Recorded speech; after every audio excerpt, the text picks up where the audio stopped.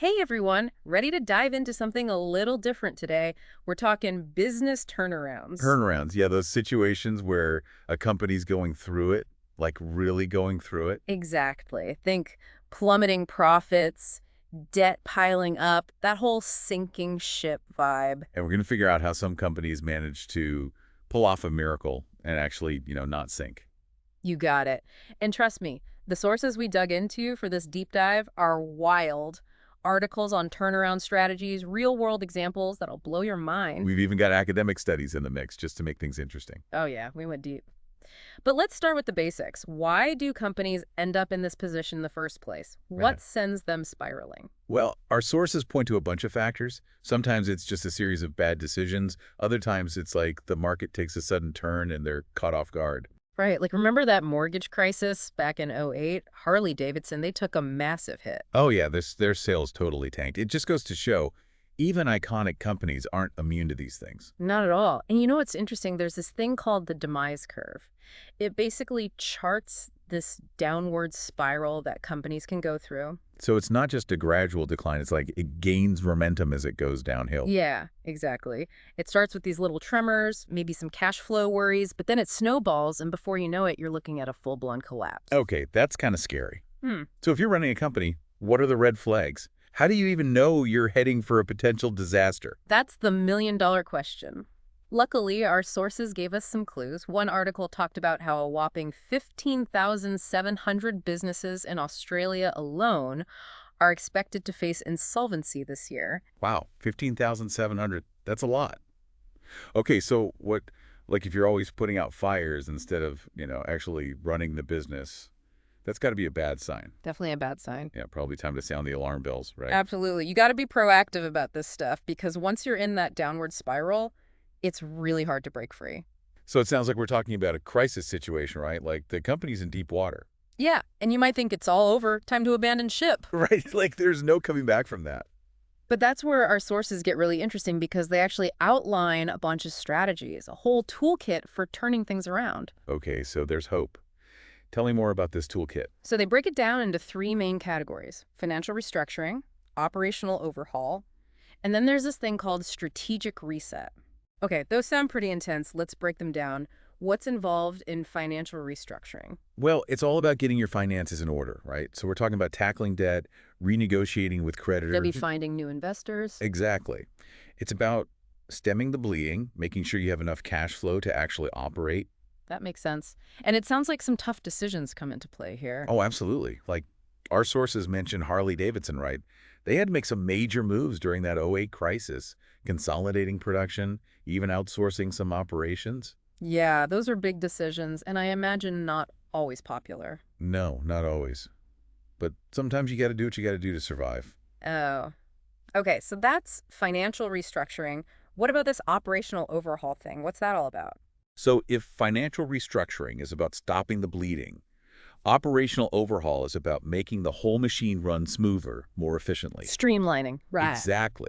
Streamlining processes, renegotiating contracts, maybe even looking at new technologies to boost efficiency. Cutting the fat, as they say. Exactly. Becoming leaner and meaner. Okay, got it. Now, this strategic reset thing, this one's interesting. It seems kind of counterintuitive, doesn't it? If your company's in crisis mode, shouldn't you be focused on putting out fires, not like repainting the deck chairs? I know what you mean, but our sources were clear. The strategic reset is about looking beyond the immediate crisis and thinking long term. It's about adapting to a new reality. So how does that actually work? Give me an example. Okay, think about Lego. A few years back, they were in trouble, right? Drowning in debt, losing market share. But they did this whole strategic reset, figured out that their core value wasn't just plastic bricks, it was creativity. And that shift, that change in thinking, really saved them. Wow, that's amazing. Okay, so we've got these tools, these strategies, but here's the thing. It can't just be about the numbers, right? There are people involved in all of this. You're absolutely right, and our sources brought that up too. This whole process, it takes a toll on everyone. Mm. Employees, families, even the community around the company. Yeah, that article about Australian businesses, they talked about the emotional impact, the stress, the uncertainty. And that really got me thinking about how important communication must be during something like this. Oh, communication is key. If you're leading a company through a turnaround, you have to be transparent with your team, keep them in the loop every step of the way. It's like we're all in this together, bumps and all. Because let's be real, even with the best tools, the best strategies, turning around a company is no easy feat. Not at all. There are so many factors that can make or break the whole thing, and that's something we should probably unpack, right? What are those make or break factors that determine whether a company actually sinks or swims? Yeah, those make or break factors, those are huge. So what are we talking about here? What can tip the scales one way or the other? Well, one of the biggies, and our sources were pretty consistent on this, is stakeholder power. Stakeholders, right. Investors, creditors, employees, even the government sometimes, they all have skin in the game. Exactly. Yeah. And they don't always agree on the best way forward, do they? He's like herding cats, everyone wants something different. That's a good way to put it. And that's why our sources talked about this thing called stakeholder mapping. Stakeholder mapping, what's that? Basically, it's about figuring out who the key players are, what their motivations are, and how much power they actually have. Okay, so you map out the players, and then what? How do you actually manage all those different interests, especially when a company is in crisis mode? It comes down to communication, being really clear about what needs to happen and why. And then it takes some serious negotiation skills to get everyone on board. Right, because you need everyone pulling in the same direction, or at least not actively trying to sabotage the whole thing. Exactly. But it's not just about the stakeholders. Leadership plays a huge role, too. Our sources were pretty clear. CEO changes, those are often make-or-break moments in a turnaround. It makes sense, right? A fresh perspective, a new leadership style, that could be what a company needs for a fresh start. Right. Sometimes you need someone to come in and shake things up, make those tough decisions. Speaking of tough decisions, remember that study from the Indonesia Stock Exchange, all that academic jargon? But they actually said that CEO turnover can impact stock prices. Oh, wow. So the market itself is reacting to these leadership changes. It's like everyone's watching, placing bets on whether the new CEO can pull it off. It's high stakes, for sure. But here's something else to think about. Even with all the right pieces in place, the stakeholders are on board, the leadership is strong, you've got solid strategies, it still begs the question, what makes a business worth saving in the first place? That is a great question. Is it just about the bottom line, getting back to profitability, or is there something more to it? Right.